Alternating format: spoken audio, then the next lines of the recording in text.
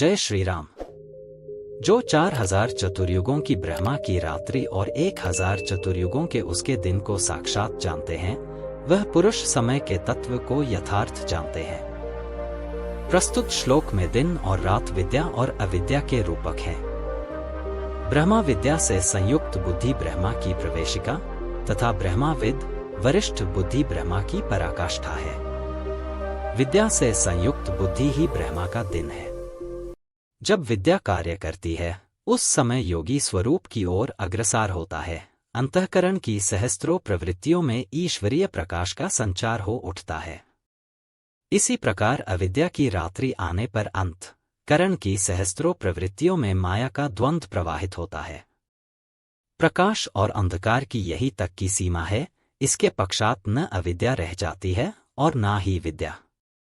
वह परम तत्व परमात्मा में विदित हो जाता है, जो इस तत्व से पूर्ण रूप से प्रकट होता है। वहां योगी जनकल के तत्व को जानने वाले हैं कि कब अविद्या की रात्रि होती है, कब विद्या का दिन आता है, कल का प्रभाव कहाँ तक है अथवा समय कहाँ तक पीछा करता है। प्रारंभिक मनीषी अंतःकरण को चित्र अथवा कभी कभी केवल बुद्धि कहकर संबोधित करते थे। कालांतर में अंतःकरण का विभाजन मन, बुद्धि, चित्त और अहंकार की 4 प्रमुख प्रवृत्तियों में किया गया। वैसे अंतःकरण की प्रवृत्तियां अनंत हैं।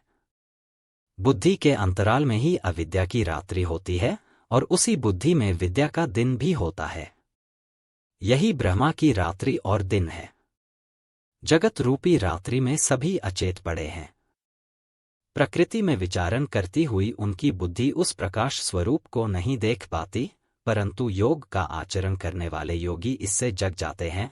वह स्वरूप की ओर बढ़ते हैं, जैसा कि गोस्वामी तुलसीदास ने रामचरित में लिखा है। विद्या से संयुक्त बुद्धि कुसंग पाकर अविद्या में परिणत हो जाती है।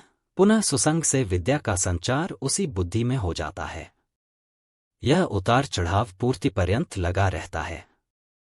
पूर्ति के पश्चात न बुद्धि है, न ब्रह्मा, न रात रहती है, न दिन। यही ब्रह्मा के दिन रात के रूपक हैं।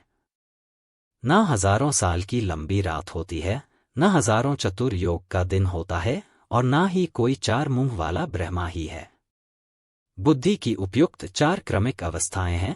ब्रह्मा के 4 मुख और अंतःकरण की 4 प्रमुख प्रवृत्तियां ही उसके चतुर्युग है। दिन और रात इन्हीं प्रवृत्तियों में होते हैं।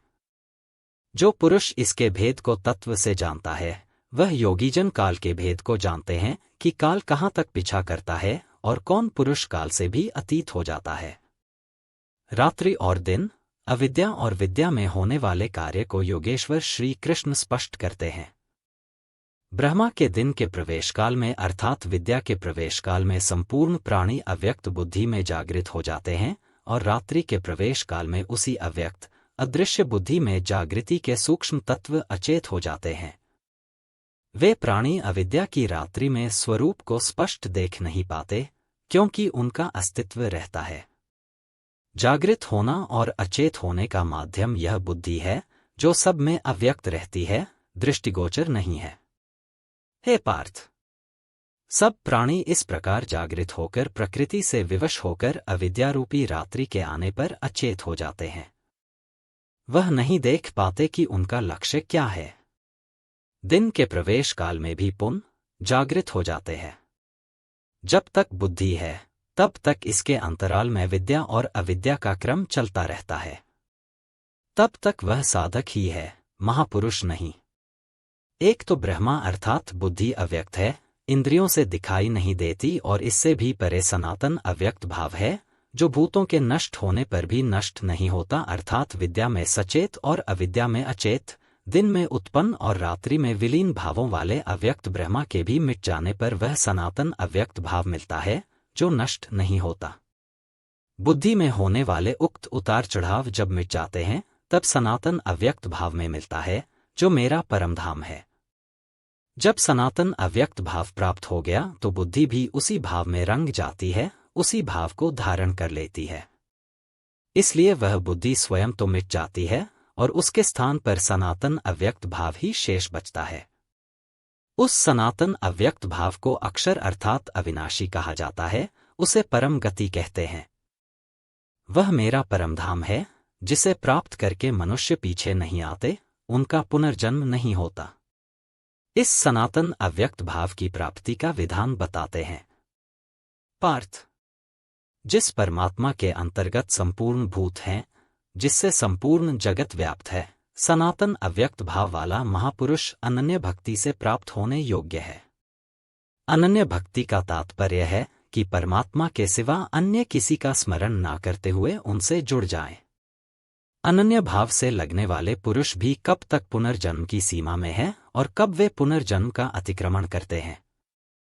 इस पर योगेश्वर कहते हैं, अर्जुन, जिस कल में शरीर त्याग कर गए योगी जन पुनर्जन्म को नहीं पाते और जिस कल में शरीर त्याग पर पुनर्जन्म करते हैं, मैं अब उसे कल का वर्णन करता हूं। शरीर संबंध का त्याग करते समय जिनके समक्ष ज्योतिर्मय अग्नि जल रही हो, दिन का प्रकाश फैला हो, सूर्य चमक रहा हो, शुक्ल पक्ष का चंद्र बढ़ रहा हो, उत्तरायण का नीरभ्र और सुंदर आकाश हो, उस काल में प्रयाण करने वाले ब्रह्मवेत्ता योगीजन ब्रह्मा को प्राप्त होते हैं। अग्नि ब्रह्मतेज का प्रतीक है। दिन विद्या का प्रकाश है। शुक्ल पक्ष में निर्मलता का घोतक है। विवेक, वैराग्य, शम, दम, तेज और प्रजा यह षण्मास है। उद्वरेता स्थिति ही उत्तरायण है। प्रकृति से सर्वप्रथा परे इस अवस्था में जाने वाले ब्रह्मवेत्ता योगीजन ब्रह्मा को प्राप्त होते हैं। उनका पुनर्जन्म नहीं होता, लेकिन अनन्य चित्त से लगे हुए योगीजन अगर आलोक को प्राप्त नहीं कर पाए, जिनकी साधना अभी पूर्ण नहीं है, उनका क्या होता है। जय श्री राम। हर हर महादेव।